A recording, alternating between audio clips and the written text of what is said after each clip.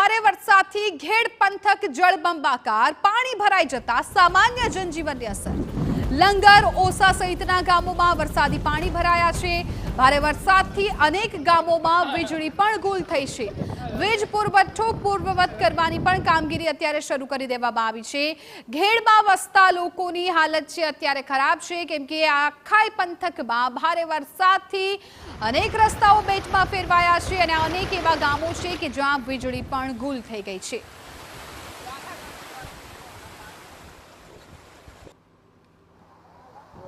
ટીવી9 ની ટીમ અત્યારે ઘેડ પંથકમાં ગોસાબાલા ગામ પહોંચી છે। આપને હું દ્રશ્યો બતાવવા માંગીશ। સીધા દ્રશ્યો તમે જોઈ શકો છો કે જ્યાં તમારી નજર પડે ત્યાં પાણી જ પાણી છે તે જોવા મળી રહ્યું છે।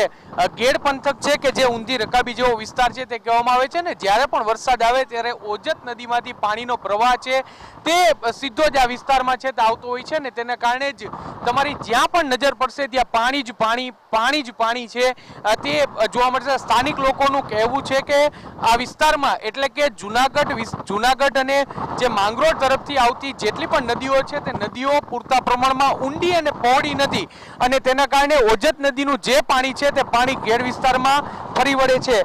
ગત વર્ષની વાત કરવામાં આવે તો ગત વર્ષે પૂર્વ સાંસદ રમેશ ધડુકે આ ગામની આ વિસ્તારની મુલાકાત લીધી હતી। ચોમાસામાં તેઓ અહીં પહોંચ્યા હતા ને તેમના દ્વારા દાવો કરવામાં આવ્યો હતો ને સંસદમાં પ્રશ્ન રજૂ કરવામાં આવ્યો હતો કે ઘેડ પંથકની હાલાકી કોઈને કોઈ રીતે પૂરી થાય તે માટેની વ્યવસ્થાઓ છે તે કરવામાં આવે।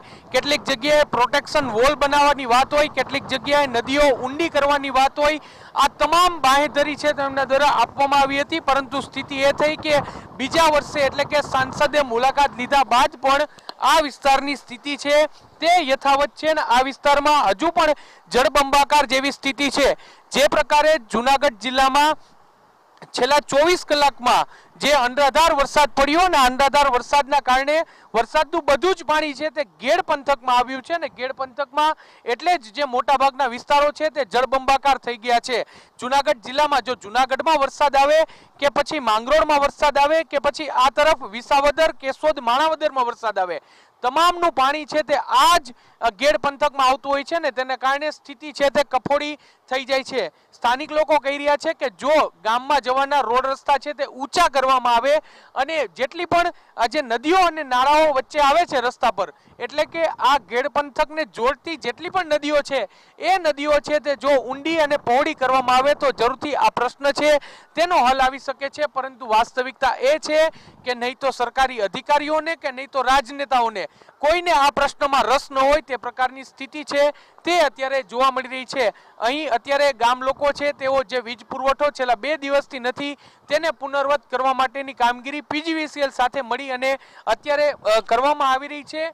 અધિકારીઓ એવું માને છે કે ઘેડ પંથક હોય અને ચોમાસું હોય એટલે આ ઘેડ પંથક છે તે ઘેડ પંથક બેટમાં ડૂબેલું જ હોય છે, પરંતુ સ્થિતિ કોઈએ એ વાત જાણવાની કોશિશ નથી કરી કે શા માટે ઘેડ પંથક આ રીતે વરસાદી પાણીમાં ડૂબેલું હોય છે અને તેનું નિરાકરણ શું। ગામ લોકોએ અનેકવાર સજેશનો આપ્યા, અનેકવાર લેખિતમાં રજૂઆત કરી, પરંતુ તંત્રને અને રાજનેતાઓને કોઈ પણ રસ ન હોય તે પ્રકારની સ્થિતિ છે તે જોવા મળે છે અને એટલા માટે ન છૂટકે આ વિસ્તાર છે તે ચોમાસાના 3 થી 4 મહિના સુધી પાણીની અંદર જ ગરકાવ રહે છે। હવે જોવાનું રહેશે કે અધિકારીઓ અને નેતાઓ છે તે ક્યારે જાગે છે।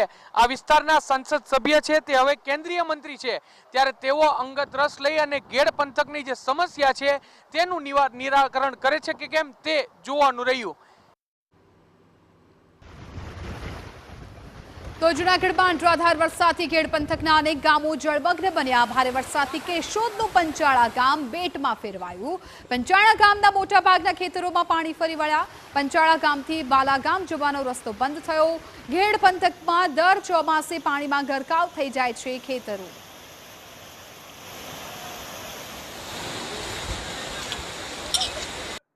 इस वक्त यहाँ पे बालागांव जाने का रास्ता पूरी तरह से पानी में गरकाव हो गया है। उपरवास में भारी बारिश के कारण, बारिश के चलते हुए यहाँ के गांव संपर्क होने हो चुके हैं और यहाँ के जो प्रशासन है वो इस वक्त यहाँ पर मौजूद है और कोई भी आवश्यकता हो तो हमें कॉन्टेक्ट करो। कौन सी नदी का पानी आ रहा है? ये ओजत और मधुवंती दोनों रिवर का पानी यहाँ पे आता है। और ये गांव पंचाड़ा गांव है जहाँ ऊपर जूनागढ़ में बारिश के कारण अभी पूर आ रहा है। अभी बहुत आप देख रहे हैं पूर भी। यहाँ से बालागम जाने का रोड भी बंद हो चुका है। तो ये भी हमें यहाँ पे जाने है तो कैसे जाए, वो मुश्किल बहुत हो रही है। कौन सी नदी का पानी आ रहा है? ये साबरी और ओजत। हाँ, साबरी और ओजत का अभी तो पानी बढ़ने में है। तो आप देख ही सकते हैं पूर कितना जोर से आ रहा है।